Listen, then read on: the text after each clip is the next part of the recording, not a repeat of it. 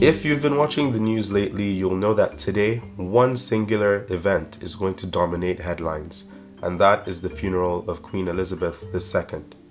I personally don't have very strong feelings about Her Majesty's passing. She lived a long and full life.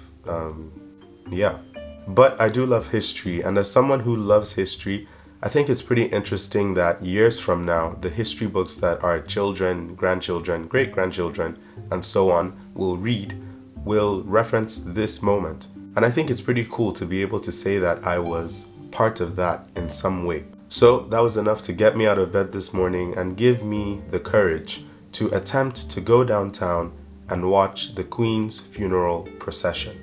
If I'm being honest, I don't really expect to see anything. People have been queuing up, camped out there for days. There's also going to be a lot of high-profile guests, heads of state, all sorts of people.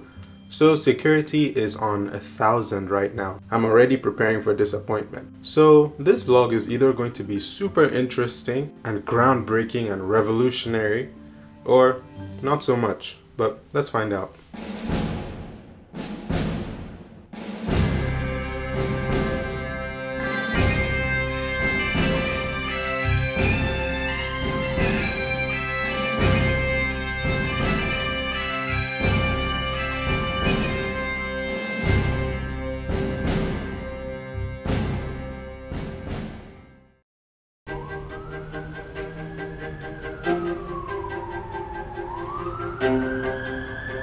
A lot of security deployed to the streets, way more than usual, and certain roads have actually been blocked. So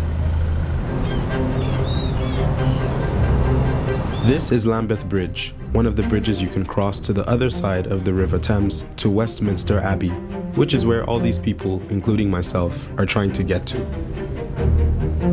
The bridge had been blocked for some security reasons, and it seemed like that had been going on for quite some time, even though for me it was just about 15 minutes. I really should have taken this as a sign of what was to come.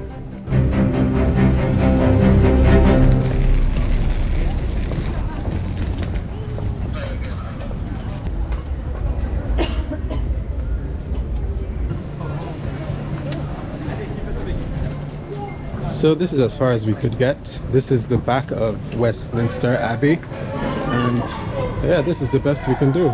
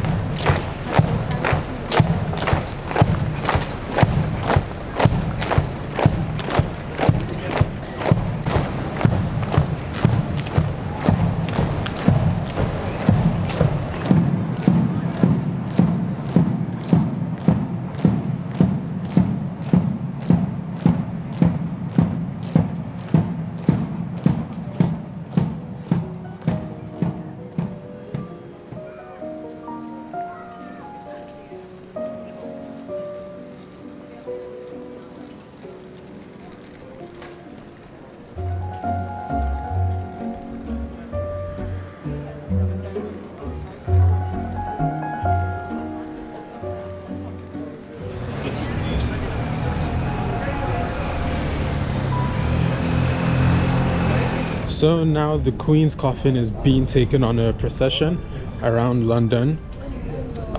We're all just trying to see if we can get a good view somewhere. I doubt it, but I'm just gonna try my luck.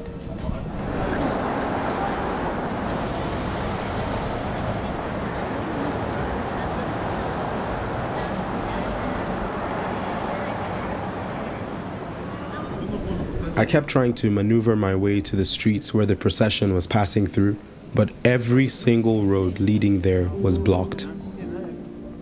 Well, not much luck.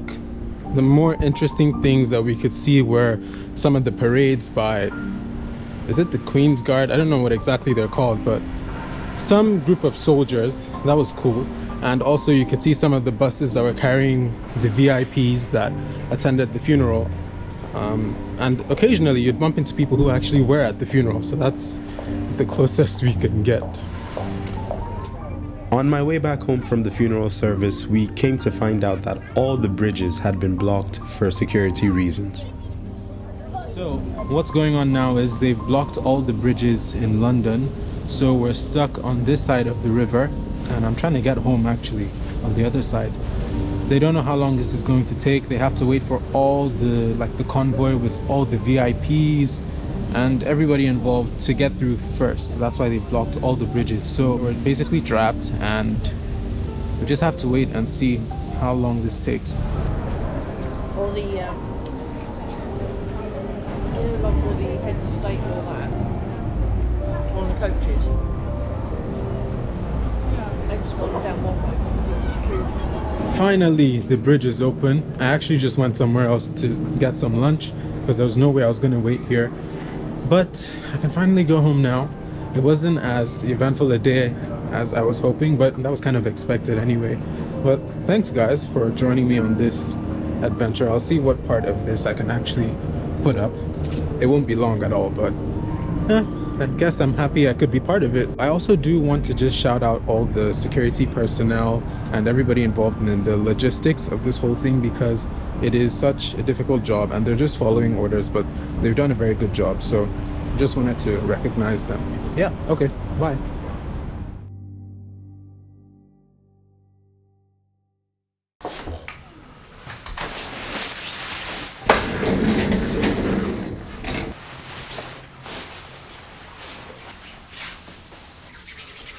Okay, I'm back home now, and the whole way here I was just reflecting on everything that I've experienced or didn't really experience. And two words come to mind: symbolism and tradition. Watching all the pomp and circumstance and seeing how grand this thing was, it is clear that this is a country, a culture that takes pride in its history and its way of doing things. A ridiculous amount of work goes into this stuff, and not to mention the fact that this all has been rehearsed over the past few days, and this is how it always has been. I completely understand why people think this stuff is unnecessary, because it is a lot for just one person or for one event. But for me, it was actually interesting to see, because there's this duality of ancient and modern times and practices. It was almost like being transported back to times I've only read about and wished I could experience. Very medieval, but at the same time these things were going on, you could hear the sirens of police cars in the distance, or right next to you is a Starbucks or a McDonald's. All these potent elements that just show how society and humanity has evolved over the years. I personally found the medieval formality and tradition very moving, because that's been my favorite sort of history to learn. It really makes you think about how humanity has changed over time and for how long things will go before they change again. Like, what does the future look like? And how important is the continuation of ancient customs in preserving identity and culture? Does culture even need to be preserved? All this grand ceremony was done for one person. A human being just like you and me, but at the same time, not just any human being. A queen in this 21st century. Throughout her reign, people have associated her with this divinity and supremacy. I mean, just look at all the people who turned up for the funeral today and people who watched on TV.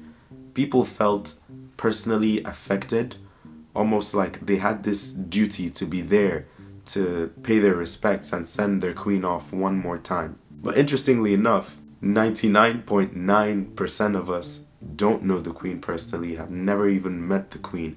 So why are people so affected? And I think it's more so what she represented than who she actually was as a person. As Elizabeth, the mother, the sister, the friend, the daughter. She knew she was a symbol and she lived as one. I'm not British, so for me this was more of a once-in-a-lifetime opportunity to go and learn something. I didn't necessarily go to pay my respects. But even so, someone hugely important has died, and you can just feel it in the air. The atmosphere is just different. There's just this cloud of grief and this somberness that's hanging over everybody today, to the point where even you can't help but feel this sadness. And again, I think it goes back to the whole symbolism thing. my whole life there's only been one Queen of England, and it's been Queen Elizabeth II. But now that she's gone, you wonder what that means for the future of the British monarchy, and maybe even the British people, and what it means to be British. Of course, we all know that there was a lot wrong with the system the Queen was at the top of. The monarchy has benefited from elitism and institutional privilege, too often at the expense of people and cultures around the world. Whether or not she in particular was politically responsible for these things is another matter, but for me it sort of feels like Elizabeth was the last of the real British monarchy in this age where the power or the need for the monarchy is fading. There's more rhetoric about dismantling hierarchies of power. There's more palpable desire for change, for something new. The old way, it seems, has died with Queen Elizabeth, but who is going to be the face of the new way, if there even needs to be one?